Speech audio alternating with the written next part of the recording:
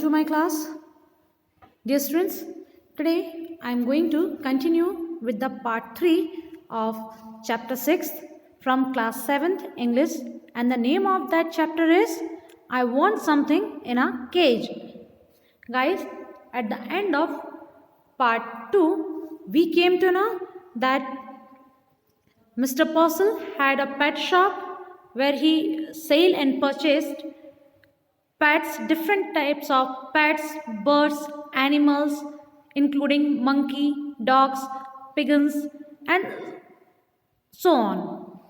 So one day he met with an strange customer. So let's come to know what happened in this part. What does the story continue, or what did the story tells us in this part? So we will start from this pink lines here. First, the customer wants something that has wings. Second, he spent his 10 years earning on a pair of birds. Fourth, what he does after buying the birds is the strangest act Mr. Purcell has ever seen. Guys, part second की ending में मैंने आपको बताया था कि mister पर्सल की shop में एक ऐसे कस्टमर आते हैं जो मिस्टर पर्सल को बहुत ज़्यादा स्ट्रेंज, बहुत ज़्यादा अजीब लगते हैं, और मिस्टर पर्सल थोड़े से परेशान हो जाते हैं और ये जानने की कोशिश करते हैं कि भाई ये कस्टमर ऐसा क्यों है, या बाय नेचर या पहले से ही ये ऐसा है, या ये यहाँ पर आवश्यकता से अधिक होशियार बनने की कोशिश कर रहा है। तो चलिए देखते हैं सबसे पहले कस्टमर के बारे में, या कस्टमर ने आकर के मिस्टर पर्सल से क्या डिमांड की। The customer want something that has wings. Customer ने क्या मांगा मिस्टर पर्सल की शॉप में आने के बाद? Something that has wings. उन्होंने क्या कहा कस्टमर ने कि मुझे कोई ऐसा जीव चाहिए है, दैट हैज़ विंग्स, जिसके क्या हो, पंख हो, दैट कैन फ्लाई, जो उड़ सकता हो। He spend his 10 years earning on a pair of birds. और जो कस्टमर था उसने अपने सालों की कमाई एक बर्ड्स के पेयर को खरीदने में लगा दिया। 10 years अर्निंग, अपने पिछले 10 सालों में उसने जितना कुछ कमाया था वो उसने सिर्फ एक पक्षियों के जोड़े को, पेयर को खरीदने के लिए खर्च कर दिया। And third, what he does after buying the birds is the strangest act Mr. Purcell has ever seen. पक्षियों को खरीदकर वह ऐसा कौन सा अद्भुत काम करना चाहता था जिसे मिस्टर पर्सल ने कभी भी नहीं देखा था। ये सबसे ज़्यादा अनोखी बात थी किसके लिए? मिस्टर पर्सल के लिए। अब चूँकि वो कस्टमर बहुत अजीब तरीके से उनकी शॉप में एंटर होता है, क्योंकि मिस्टर पर्सल की शॉप में एक ऐसा टेक्निकल सिस्टम लगा हुआ था कि कोई भी व्यक्ति जब अंदर आता है तो एक हूटर या एक बज़र वेल वहाँ पर रिंग वहाँ पर बजने लगती है, लेकिन जब वो स्ट्रेंज कस्टमर उनकी शॉप में एंटर होता है तो इस तरीके की कोई भी आवाज़, कोई भी नोटिस मिस्टर पर्सल को देखने नहीं मिलता है। इसलिए मिस्टर पर्सल स्टार्टिंग से ही बहुत ज़्यादा सस्पेंस में रहते हैं इस कस्टमर को लेकर के। तो चलिए शुरू करते हैं हम हमारा नेक्स्ट पार्ट यहाँ से। The man shiny shoes squeaked forward. Man's shiny shoes, man's किसके लिए बच्चों यहाँ पर एड्रेस किया गया है? The man's is addressed here to the customer who entered the pet shop of mister Purcell. जो व्यक्ति कस्टमर बन करके मिस्टर पर्सल की शॉप में आते हैं तो उनके जूते कैसे होते हैं? शू स्क्वैट फॉरवर्ड। इट मीन्स जब वे चलते हैं तो अपने जूते घसीटते हुए चलते हैं, और जिनसे स्क्वैट मतलब कठोर आवाज़ आती है जूतों के पहनकर चलने के बाद। His suit was cheap, और कस्टमर ने जो सूट पहना हुआ था, जो कपड़े पहने थे वो चीप, सस्ते थे या घटिया थे, हम ये कह सकते हैं। Ill fitting but obviously new.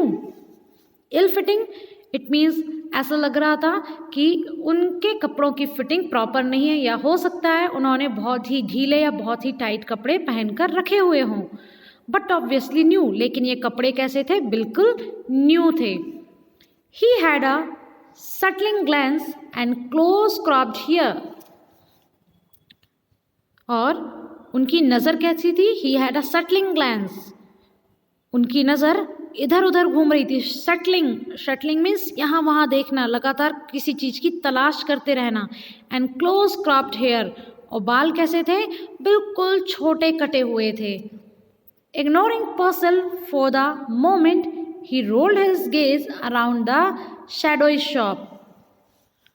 पर्सल की ओर ध्यान न देते हुए उस कस्टमर ने क्या किया?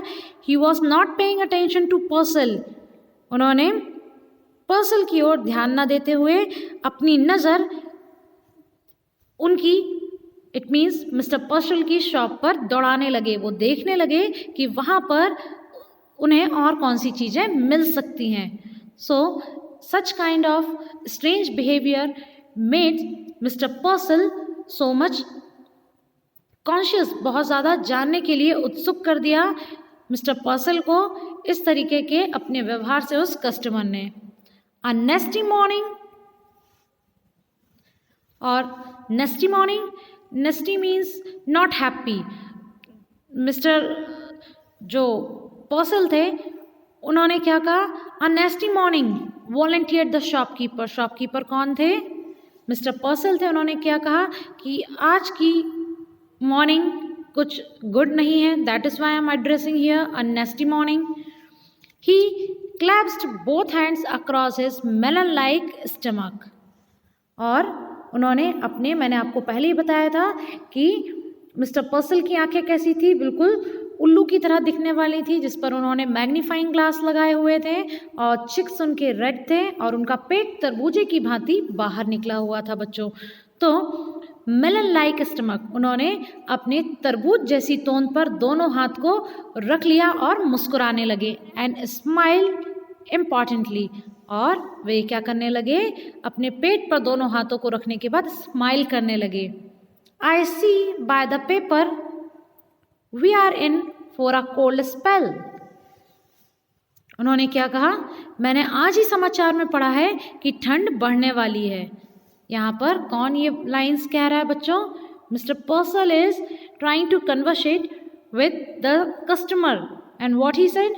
आई see by the paper we are in for a cold spell, कि समाचार पत्र में मैंने आज ही पढ़ा है कि अब ठंड और ज़्यादा बढ़ने वाली है। Now what was it you wanted? इसलिए आप मुझे बताइए कि आप क्या खरीदना चाहते हैं। The man started closely at Mr. Purcell as though just now aware of his presence। अब उस व्यक्ति ने मिस्टर पर्सल को बहुत ध्यान से देखा, क्योंकि अब तक तो उसकी नज़रें सिर्फ मिस्टर पर्सल की जो पेट शॉप थी उस पर लगी हुई थी। तो उस व्यक्ति ने मिस्टर पर्सल को ध्यान से देखते हुए मानो उसने अभी अभी ऐसा फील किया हो कि मिस्टर पर्सल को उसने जस्ट अभी देखा हो। He said, I want something in a cage। उस व्यक्ति ने क्या कहा कि मुझे पिंजरे में बंद कोई प्राणी चाहता हूँ, मुझे ऐसा बर्ड चाहिए है जो पिंजरे में बंद रह सके। Something in a cage? Mr. Purcell was a bit confused। Mister Purcell जो थे इस तरीके का जवाब सुनकर के थोड़ा कंफ्यूज हो गए कि भाई पिंजरे में बंद करने वाला कोई प्राणी ही क्यों चाहिए? You mean some sort of pet? उन्होंने क्या कहा कि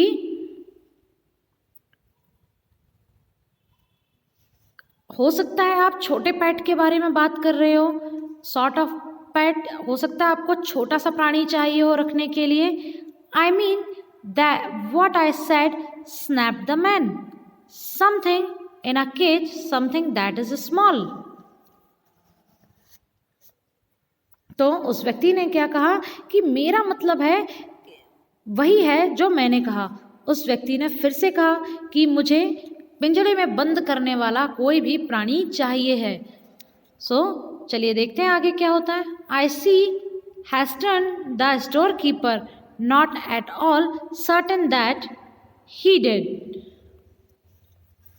अब I see has turn the shopkeeper, और दुकानदार इट मीन्स जो मिस्टर पर्सल थे उन्होंने बहुत शीघ्रता दिखाई और कहा कि ठीक है, मैं आपकी बातों को समझ गया हूँ। Not at all certain that he did, और वह अभी भी निश्चित रूप से नहीं जान पाए थे कि ये जो कस्टमर है वो इस पेट शॉप में से कौन से बर्ड या एनिमल को उठाने वाला है। His eyes narrowed gravely and he pursued his lips. जो कस्टमर था उनकी आंखें कैसी थी? उनकी आंखें बहुत ज़्यादा सीरियस हो गई थी, गंभीर हो चुकी थी और सिकुड़ गई थी और उनके होंठ मुड़ जाते हैं ऐसा बोलने के लिए। Now let me think, a white rat perhaps. तो अब जो कस्टमर है उन्होंने क्या कहा कि मुझे थोड़ा सा सोचने दीजिए, give me some time to think, let me think twice, मुझे एक बार फिर से सोचने दीजिए, शायद मुझे सफ़ेद चूहे चाहिए, I have some very nice white rats. तो यहाँ पर मिस्टर पर्सल कहते हैं कि हो सकता है आपको सफ़ेद चूहे चाहिए हो, मेरे पास बहुत सुंदर सफ़ेद चूहे भी हैं। No said the man, not rats. अब उस व्यक्ति ने देखिए कितना रूड होकर के जवाब दिया मिस्टर पर्सल को।